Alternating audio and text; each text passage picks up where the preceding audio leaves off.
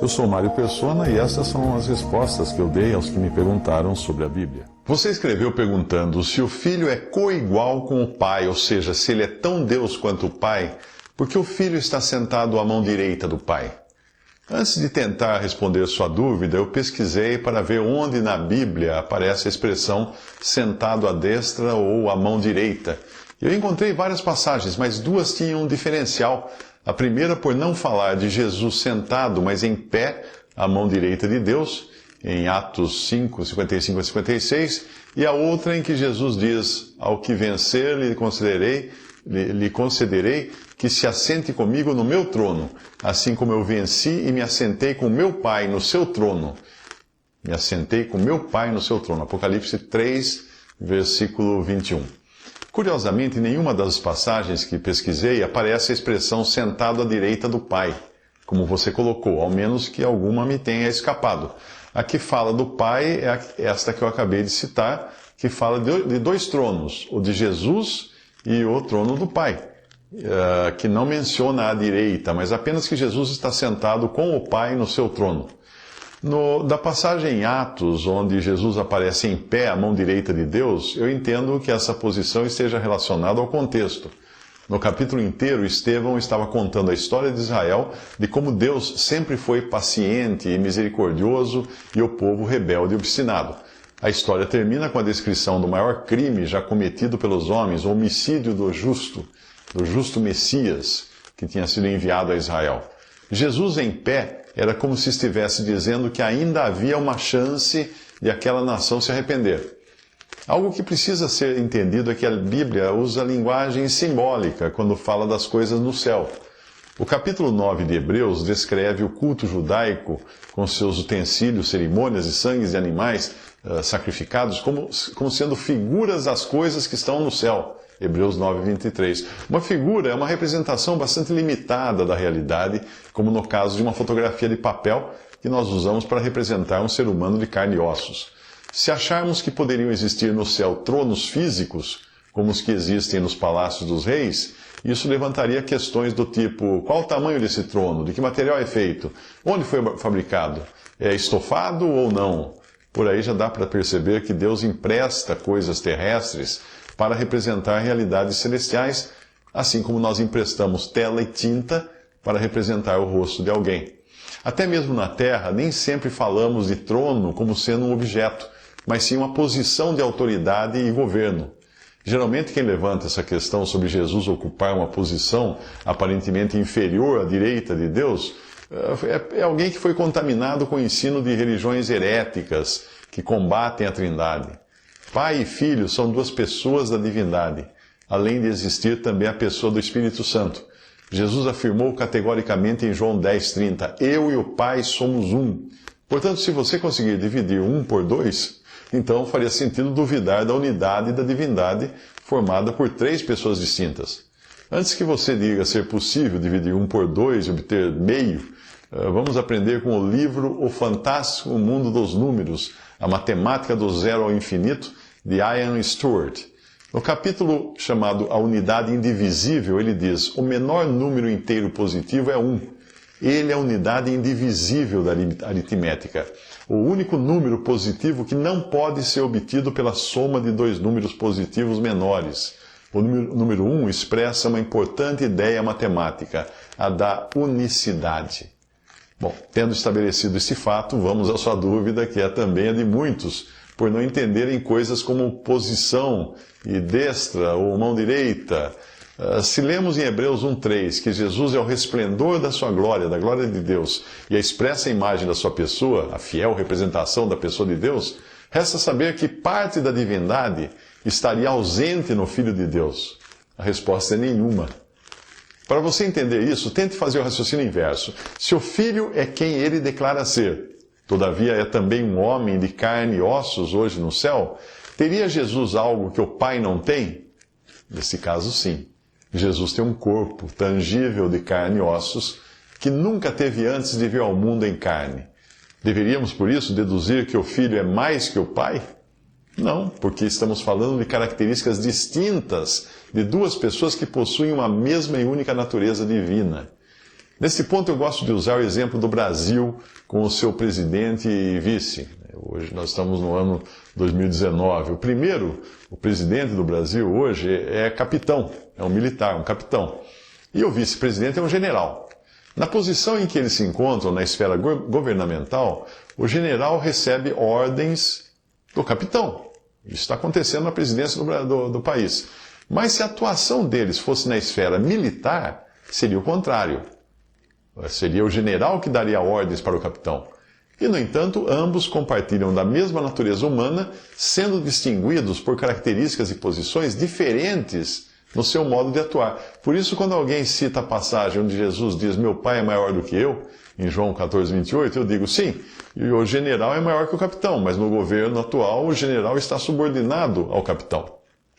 Partindo daí, já podemos entender que a expressão a mão direita do Pai ou a destra do Pai nada tem a ver com os aspectos físicos da expressão, pois sendo o Pai incorpóreo, ele não possui uma mão direita ou esquerda física, no mesmo sentido de um corpo humano.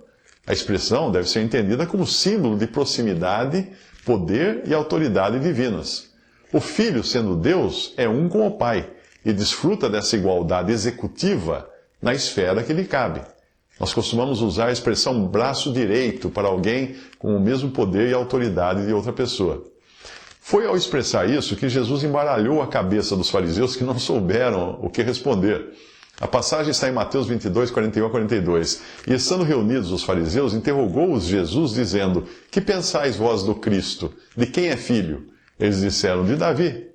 Os fariseus responderam corretamente que o Messias seria um descendente do rei Davi. Mas aí Jesus mencionou o Salmo 110, versículo 1. Disse o Senhor ao meu Senhor, assenta-te à minha mão direita, até que ponha os teus inimigos por escabelo dos teus pés. E aí ele questionou os fariseus. Como é então que Davi, em espírito, lhe chama Senhor, dizendo, disse o Senhor ao meu Senhor, assenta-te à minha direita até que eu ponha os teus inimigos por escabelo dos seus pés? Se Davi, pois, lhe chama Senhor, como é seu filho? Mateus 22, 43 a 45. Como seria, então, esse Messias filho de Davi, se Davi o chama de Senhor? No original, o salmo está assim, disse Jeová ao meu Adonai. E Adonai na Bíblia, em hebraico, pode tanto significar Senhor, no sentido de autoridade superior, como também é usado para a divindade. Mas a continuação da conversa deixa muito claro que o Messias, o Senhor ou Adonai de Davi, era também o mesmo Jeová, pois apesar de ser filho ou descendente de Davi, existia antes de Davi e tinha autoridade sobre o rei Davi.